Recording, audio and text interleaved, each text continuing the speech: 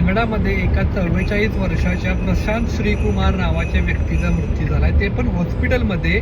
आणि त्याच्या मागचं कारण होतं की त्याला जवळजवळ 8 तास मेडिकल हेल्प मिळाली नाही. दुपारी 12च्या सुमारास त्याला मेडिकल इमर्जन्सीमध्ये हलवण्यात आलं होतं, चेस्ट पेन होते म्हणून. दुपारी 12 वाजल्यापासून जवळजवळ 8-8:30पर्यंत त्याच्यावर उपचार केले गेले नाही. बेसिक टायलानॉल म्हणजे क्रोसिनसारखी गोळी घेऊन त्याला सांगण्यात आलं की कार्डियक अरेस्टचा अजिबात चान्सेस नाही आहेत. त्या व्यक्तीचा हॉस्पिटलमध्ये राहून 8 तास मेडिकल हेल्प मिळाली नाही म्हणून मृत्यू होते. किती लाजिरवाणी गोष्ट आहे बघा की कॅनडासारख्या एका वेल डेव्हलप्ड कंट्रीमध्ये एवढी खराब मेडिकल सिस्टीम आहे की हॉस्पिटलमध्ये जाऊन सुद्धा तुम्हाला मेडिकल हेल्प मिळत नाही आहे. प्रशांत त्याच्या मुलांना आणि वाईफला सोडून गेलेला आहे. तर विचार करा की त्या फॅमिलीची काय अवस्था झाली असेल.